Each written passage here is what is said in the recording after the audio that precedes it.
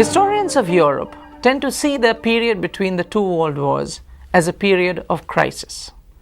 As the old certainties that characterized European life in the 19th century, its structures of society, economy, and culture, began to melt into thin air at the end of the First World War as monarchies and empires that had been there for centuries began to collapse. The structure of European life seemed to go through a period of total convulsion. Also, the rise of communism in the wake of the Bolshevik Revolution of 1917 meant all those nodal points of certainty, all those nodal fixitudes that characterized European society, European polity and economy in the 19th century were going to be things of the past. As new states emerged on the ruins of old empires, the prospect of a total transformation of the European order that had come into being with the rise of industrial civilization seemed to be under threat. It was in this background that the principal beneficiary of the old order in Europe, the middle class, the European middle class, began to stage what was a sort of conservative reaction. In fact, at one stage, a very radical reaction in defense of that old order. And this is the foundation of fascism. To understand the nature of the middle class anxiety, the anxiety of the beleaguered European middle class that resulted in the rise of fascism, one needs to look at the dramatic transformation of the European landscape, the political landscape, in the wake of the Great War. The Great War turned out to be the graveyard of at least four major empires: the Russian, the Austro-Hungarian, and the German and the Ottoman Turkish empires collapsed at the end of 4 years. Two other imperial formations, that of the British and the French, were considerably weakened as a result of this struggle.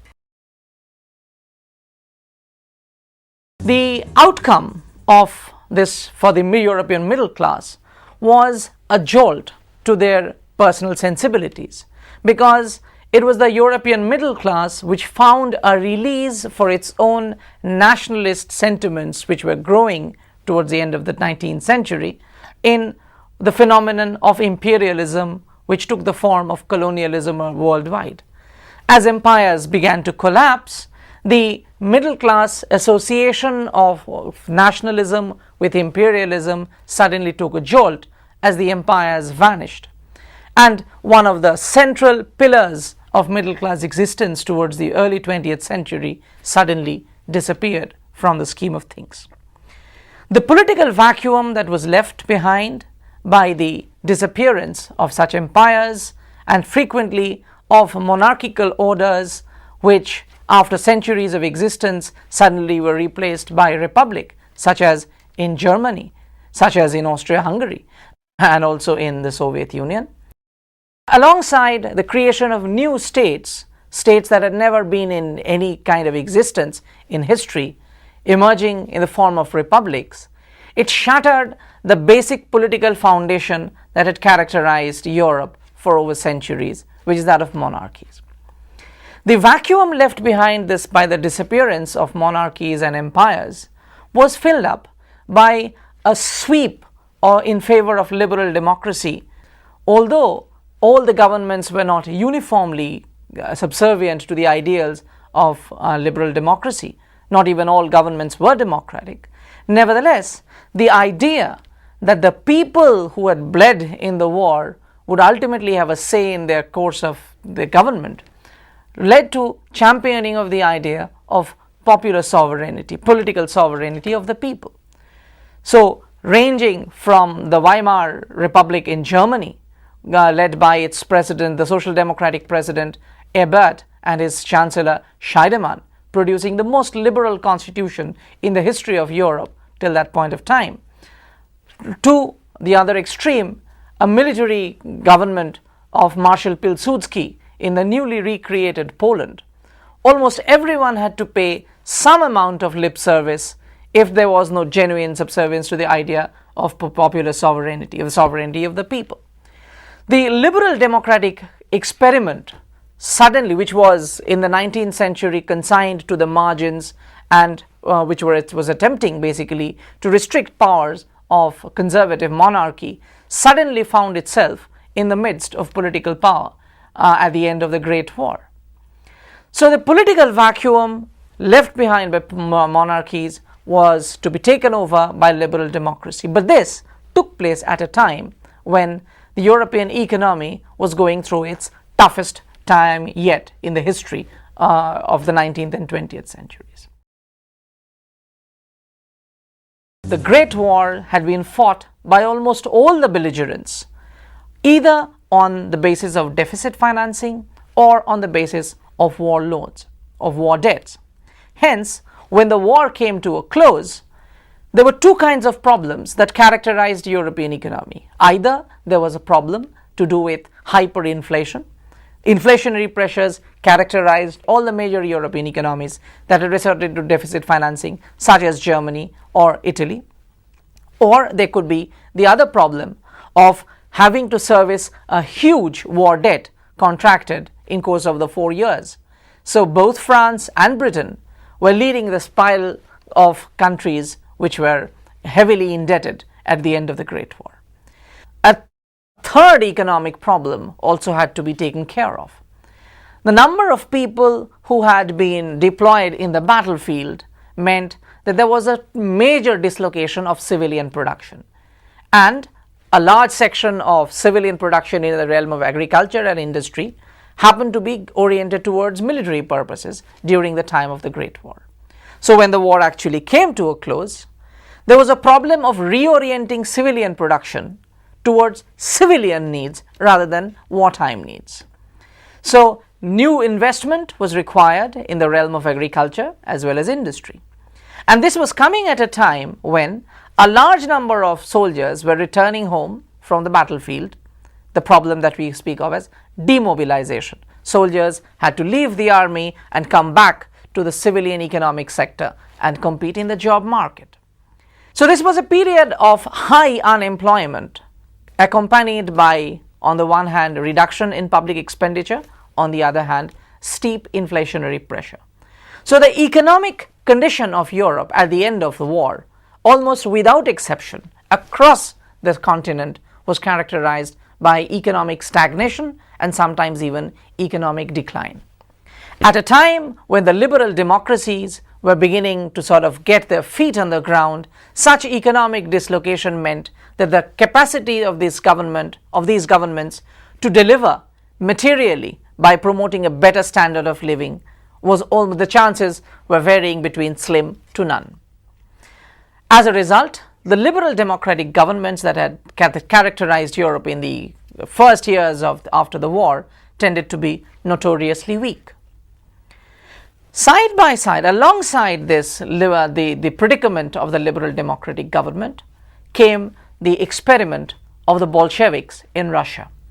And the Bolshevik model became a very viable political alternative which began to be proposed by the increasingly stronger socialist movements in Europe.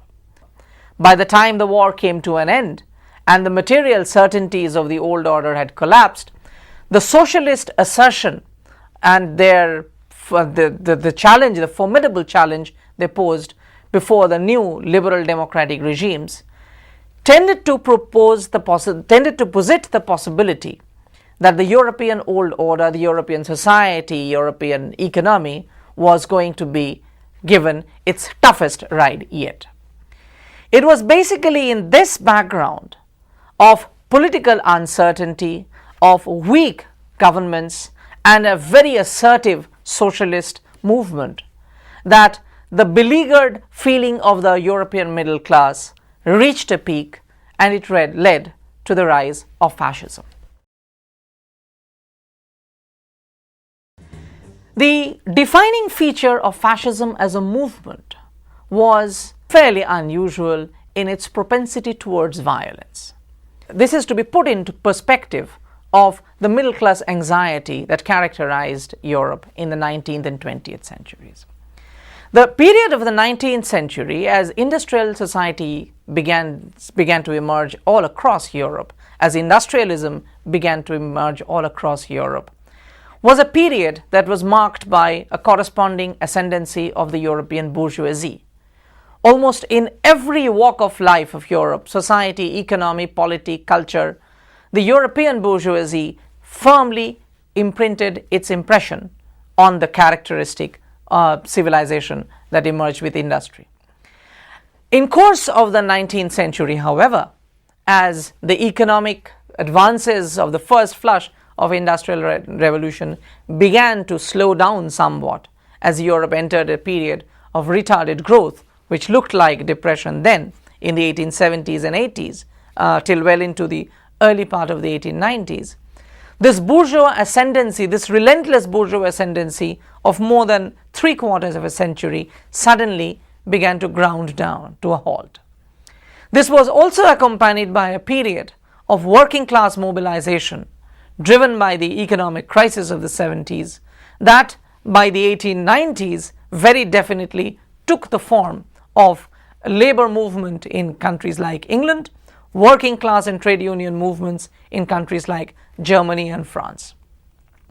The outcome was that the sense of pride, the sense of glory that the middle class had associated itself with in course of the early part of the 19th century began to sort of tremble. It was in fact one of these reasons that the European middle class went gung-ho in defense or in the cause of nationalist and imperialist expansion in Europe and elsewhere. When the war took place, it took place at the background of a European social situation where social democracy, where socialism was becoming more and more powerful. So it is said that when the European bourgeoisie went into the war, it was from a sense of release from this domestic predicament where socialism was beginning to overwhelm them. During the war, the European middle class had fought in defense of their nation, and the feeling of nationalism that had characterized 19th century was much more honed, well sharpened by the time the war had come to an end. Also, the prolonged nature of the conflict of the First World War ended up brutalizing middle class sensibilities in a big way. So when the war actually came to a close, this brutalized group of people with a sense of frontline solidarity among themselves, with a sense of pride in having fought for the nation, in having bled for the nation, when they came back home to the sitting of a demobilized economy and a demobilized society, the very prospect of socialist ascendancy, the very prospect from which they had run away into the war as a sort of release, the European middle class could not accept. So they decided to contest this socialist ascendancy on the streets, to fight it out where the central government was unable to do so. And it was the propensity towards violence that began to characterize this middle class backlash against socialist assertion in the background of a weak political milieu. Fascism began in its quintessential form in this very background in places like Italy. The term fascism is derived from the Latin term fasces, which basically stands for the symbol of Roman magisterial authority, with its visual symbol in the form of a bundle of rods tied together, which used to be carried by the retainers of the magistrate called the lictors. And it stood for the symbol of strength through unity. That is, an individual rod was vulnerable, could be broken, but a cluster of such rods could be used to enforce discipline and order in society. The fascist fighting squads, the quadres de azione, the action squads of Italy, or the stormtroopers, the Sturmabteilung in Germany, these basically began as middle class and lower middle class fighting units with some battle experience from the First World War, coming out to the European streets generally of small industrial towns and contesting on the street verbally as well as militarily any socialist assertion. The political background of socialism, of fascism, therefore, was pretty clear that it was meant to be a fight back against socialist expansion in the background of liberal democratic failure. The fascist movement, however, was considerably different from the traditional middle-class European politics in another big way. Traditionally, in the 19th century, European middle class tended to be driven by the ideas of liberal economic principles. So free market economy with unstinted, unregulated market behavior tended to be the predominant force influencing political thinking of the middle class. However, in the wake of the Great War, there seemed to be a kind of ambivalence ideal that began to emerge. On the one hand, fascism was driven by the middle class determination to preserve private property from socialist regulation and the challenge of nationalization that the Bolshevik Revolution has posed as an alternative political model. This, however, did not mean that the fascist movement was driven by the ideal of unrestricted capitalism in any major way. Because if one looks at the social composition of fascism, it clearly shows that the lower middle class and the middle class professionals of the traditional sort that made up the rank and file of fascism were not comfortable with the growing and expansionist big capital. So the fascist economic thinking, while it was moving away from state regulation, the prospect of state regulation as the great equalizer that the socialists pinned it down as, it was also completely opposed to unbridled capitalism of any sort. Its principal purpose was to create a political space where the individual middle class European would be able to preserve his private property without being engulfed by big capital. And this is the reason why fascism as an economic doctrine appealed across the lower middle class, be it salaried professionals, be it small-time shopkeepers, grocers, locksmiths, professionals, or skilled professionals. Fascism, therefore, had an economic outlook distinctive from both socialism and capitalism. And this was manifested whenever the fascists actually came to power. Benito Mussolini, upon coming to power in Italy, tried to bring in a kind of national syndicalism in place. Benito Mussolini was scathing in his criticism of the manner in which capitalism or liberal democracy was promoting class inequalities and the manner in which communists were exploiting it. The fascist economic ideology, as propounded by people like Benito Mussolini, was to speak of a coordination between the forces of labor and the forces of capital at a local setting, within a local setting rather than a larger class struggle framework. So problems and disputes would be settled at the factory floor with coordination between representatives of the capitalists on one hand and representatives of the working class on other. The idea that the national syndicalists were trying to promote was given a better shape by thinkers such as Oswald Mosley from the British Union of Fascists, or much more importantly from within the Nazi movement. Whereas people like Adolf Hitler were not much by way of economic theoreticians.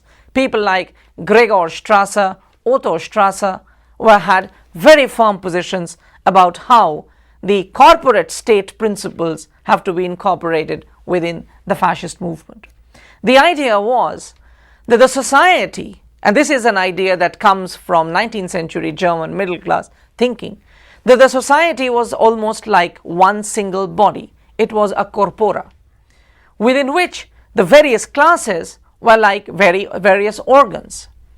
And the fascist economic principles, as propounded by the Nazis specifically, was to make the case that just as the body needs to move, just as the body needs to coordinate its various organs, similarly the economy also needed some kind of coordination. This was not to be regulated, however, by the government, which could not necessarily be trusted. So the coordination between the workers and the entrepreneurs would be undertaken by a group of people with a very clear categorical will to do the corporate, the persona, a world of good.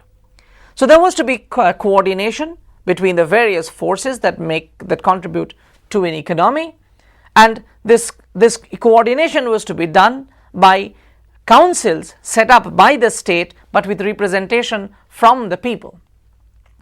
The corporate state economy was ultimately never to be realized in full by even the German instance, but the theoretical foundations that had been laid ultimately came to constitute a halfway house between capitalism and socialism. And towards the end of the war, towards the end of the Second World War, this was leading to a kind of planned economy idea, which is the reason why mixed economy, the idea of mixed economy, began to gain greater ground, because the idea of unbridled capitalism on the one hand and full controlled economy on the other was becoming an anathema.